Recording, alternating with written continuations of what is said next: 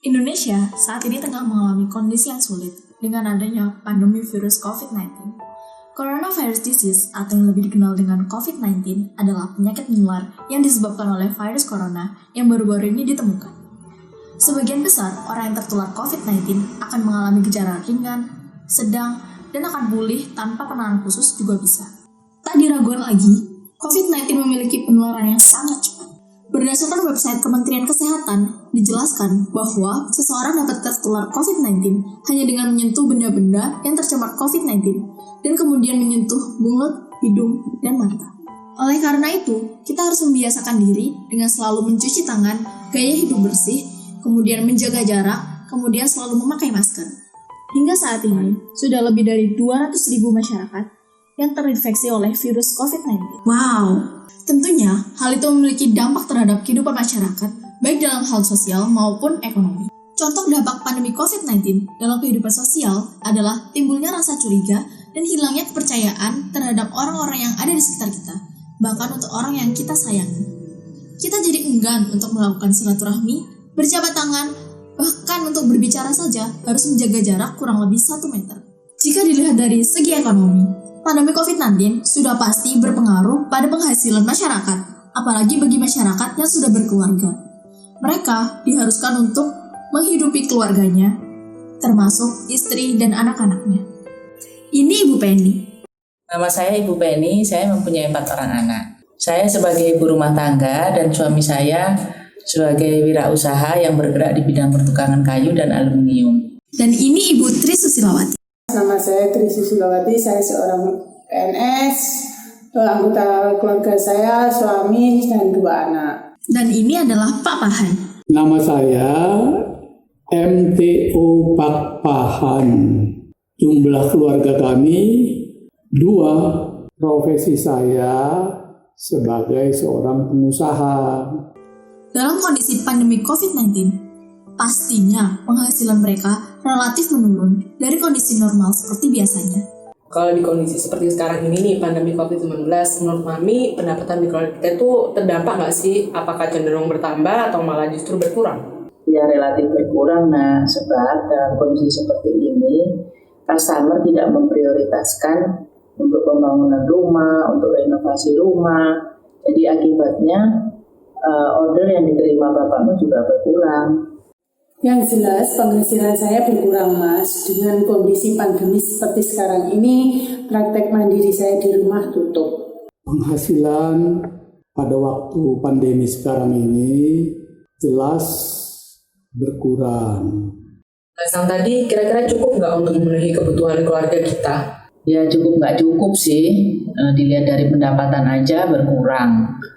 Sedangkan anak-anak semua pada belajar online di rumah. Jadi otomatis untuk kebutuhan sehari-hari juga meningkat, termasuk rekening listrik dan rekening air juga meningkat. Kalau dibilang cukup atau tidaknya, saya rasa cukup, Mas. Tinggal bagaimana kita pandai-pandai untuk mengelolanya. Penghasilan dengan keadaan pandemi sekarang ini masih bisa mencukupi. Dan mereka kesulitan dalam mengatur keuangan di keluarganya. Kesulitannya sih kalau dalam kondisi seperti ini ya kita nggak bisa menyisihkan uang belanja ya, sebab kayaknya tiap hari itu sudah pas-pasan gitu. Jadi khawatirnya nanti kalau misalkan tiba-tiba ada anak sakit atau kebutuhan-kebutuhan yang mendadak lainnya, itu jadi kita nggak punya tabungan. Maka dari itu, mau tidak mau, mereka harus tetap berusaha bagaimana caranya agar penghasilan mereka dapat memenuhi kebutuhan sehari-hari beserta keluarganya.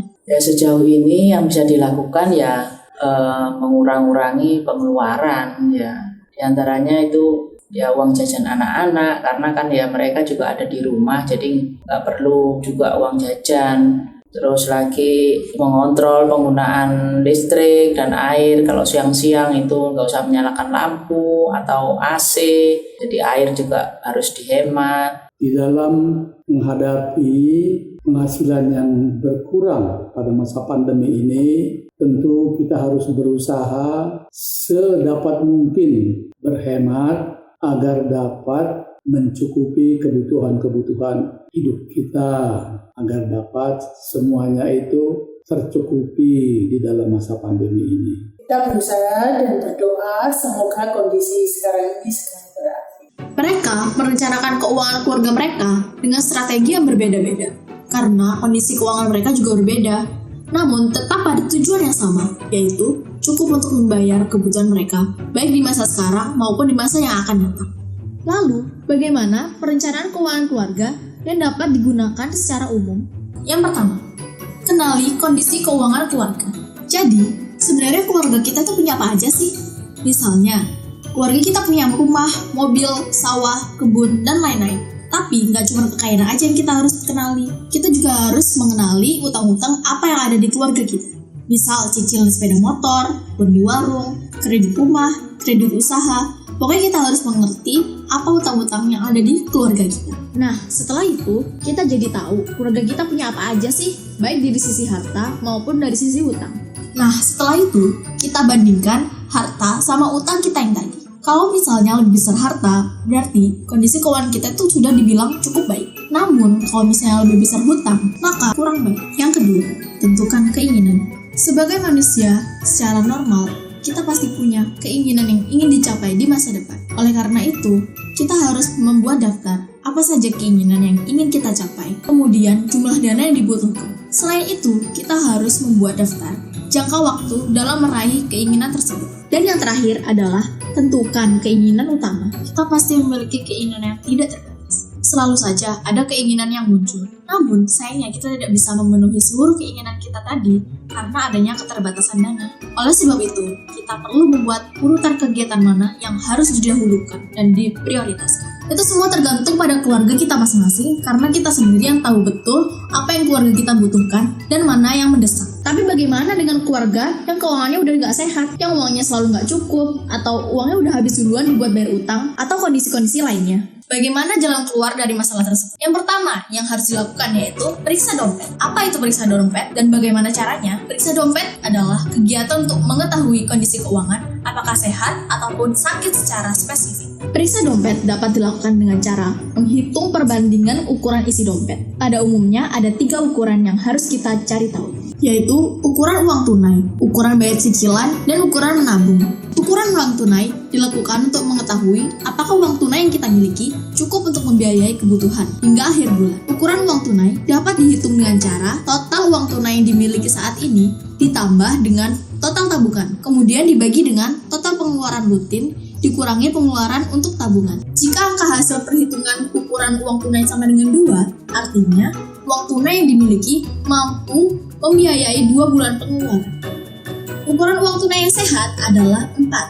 Jika nilai ukuran kurang dari 4, maka dapat dikatakan tidak sehat. Selanjutnya adalah ukuran bayar cicilan. Ukuran ini dilakukan untuk mengetahui seberapa besar penghasilan kita gunakan untuk bayar cicilan.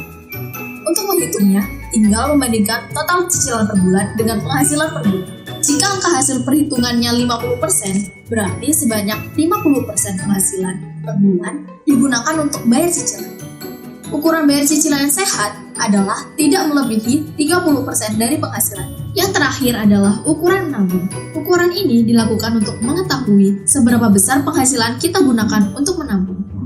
Untuk menghitungnya, tinggal membandingkan total uang yang ditabung per bulan dengan penghasilannya per bulan. Dari ukuran menabung tadi, jika angka hasil perhitungannya adalah 8%, artinya sebanyak 8% penghasilan per bulan digunakan untuk menabung. Ukuran menabung yang sehat adalah minimal 10% dari penghasilannya. Setelah kita menganalisis beberapa ukuran tadi, selanjutnya kita dapat menentukan apakah dompet kita sehat atau tidak. Jika dompet kita terhitung sehat, ya alhamdulillah. Namun, bagaimana jika ternyata dompet kita tidak sehat? Berikut adalah solusi untuk mengatasi dompet yang tidak sehat. Pertama, solusi ketika tidak punya uang tunai dan susah menabung. Sumber utama tidak dimilikinya uang tunai adalah saat kita tidak terbiasa untuk menyisihkan sebagian uang dari penghasilan yang kita terima. Jadi solusinya adalah biasakan untuk menyisihkan uang dari penghasilan yang kita terima di awal bulan dan berkomitmen untuk tidak mengambil tabungan tersebut kecuali untuk keadaan yang sangat mendesak. Selanjutnya, yang kedua, yaitu solusi ketika terlilit utang. Penyebab terlilit utang adalah kurangnya pengendalian diri dalam memilah mana pengeluaran yang dibutuhkan dengan mana pengeluaran yang berupa keinginan semata, sehingga terjadi pembelian-pembelian di luar batasan kemampuan. Ada beberapa solusi untuk mengatasi hal tersebut. Di antaranya adalah hanya meminjam untuk kebutuhan yang penting dan produktif, bukan yang konsumtif. Kemudian, menghindari rentenir untuk mengambil hutang. Segera datangi bank atau lembaga pembiayaan seperti leasing untuk kebutuhan utang Anda yang memberikan kredit murah dan bersahabat. Kemudian, tidak perlu memiliki kartu kredit apabila penghasilan Anda di bawah 3 juta rupiah per bulan. Kemudian, selalu membayar tagihan kartu kredit Anda setiap bulan dan langsung melunasinya.